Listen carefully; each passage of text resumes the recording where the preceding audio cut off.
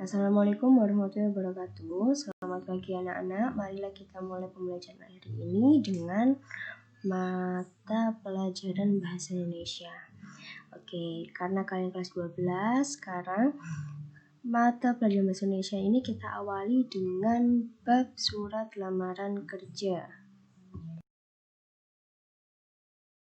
Oke, di bab surat lamaran kerja ini akan kita bahas yang pertama pengertian jenis dan fungsi surat lamaran kerja. Yang kedua ada sistematika dan aspek penting surat lamaran kerja. Dan yang ketiga adalah unsur kebahasaan surat lamaran kerja.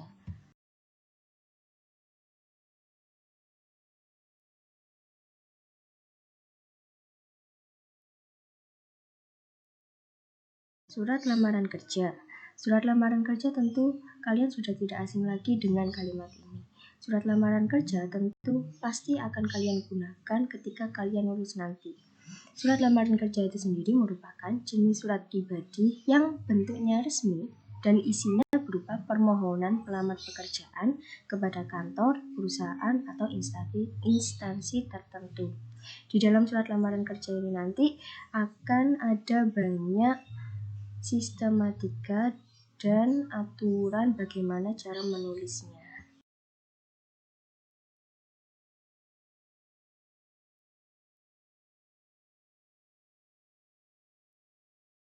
Oke, selanjutnya adalah jenis-jenis surat lamaran kerja. Jenis surat lamaran kerja ini dibagi menjadi dua, yaitu berdasarkan jenis pembuatannya dan berdasarkan sumber informasi lowongan pekerjaan. Jika berdasarkan jenis pembuatannya, surat lamaran kerja ini dibagi menjadi dua lagi. Yang pertama adalah SLK yang digabung dengan riwayat hidup atau disebut dengan modal gabungan. Maksud dari jenis SLK yang ini begini, di dalam surat lamaran kerja kamu, isi surat lamarannya sudah kamu cantumkan riwayat hidup kamu secara detail. Sedangkan berbeda dengan yang kedua, yaitu SLK yang dipisah dengan riwayat hidup atau disebut dengan model terpisah.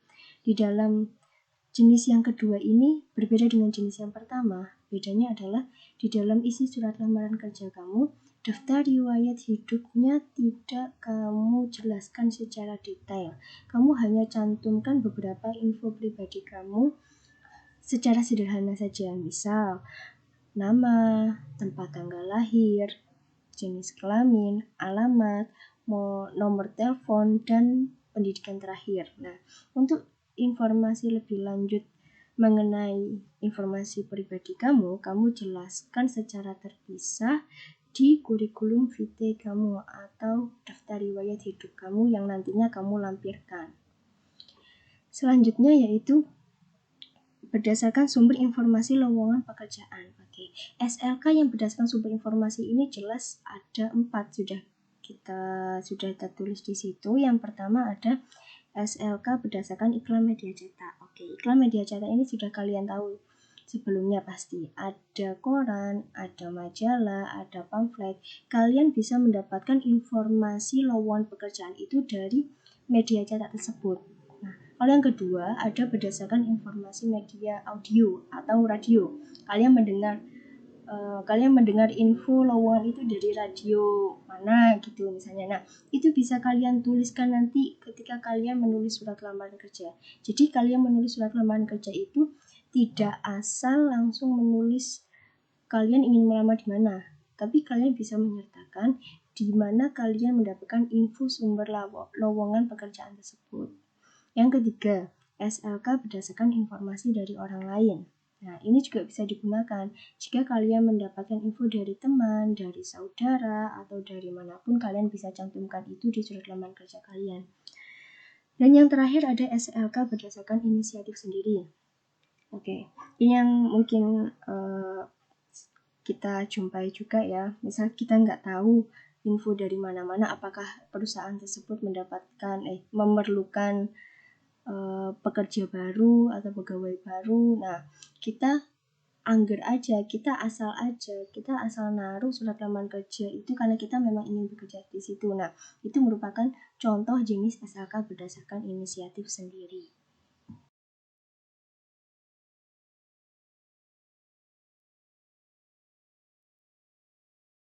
Selanjutnya adalah fungsi surat lamaran pekerjaan. Fungsi surat lamaran pekerjaan ini yang pertama sebagai tanda bukti tertulis pengajuan surat permohonan pekerjaan. Tanda bukti tertulis di sini maksudnya gini. Ketika kalian menuliskan identitas, kalian menyertakan lampiran-lampiran sebagai penunjang kalian. Nah, ini tuh sebagai bukti, oh ya memang benar-benar ada. KTP memang benar-benar ada. Ijazah memang sudah benar ada, transkrip nilai, kemudian riwayat pekerjaan kalian apabila kalian sudah benar bekerja. Nah, itu sebagai tanda bukti bahwa kalian memang benar menyertakan dokumen tersebut. Yang kedua, ada sebagai media alat komunikasi. Ketika kalian menulis surat lamaran pekerjaan, di dalam isi surat lamaran pekerjaan tentu kalian menyertakan nomor telepon atau alamat email. Nah, fungsinya untuk apa sih? Fungsinya supaya ketika ada tindak lanjut dari pihak perusahaan ingin memanggil kalian atau ingin menghubungi kalian atau ingin memberikan informasi mengenai kalian itu diterima atau tidak di perusahaannya, mereka bisa mengetahui atau menghubungi kalian lewat nomor telepon atau email tersebut. Selanjutnya, fungsi yang ketiga adalah sebagai bahan pertimbangan penerimaan pekerjaan. Nah, tadi ada kaitannya dengan fungsi yang pertama tadi, lampiran-lampiran yang kamu sertakan bisa menjadi bahan pertimbangan penerimaan pekerjaan.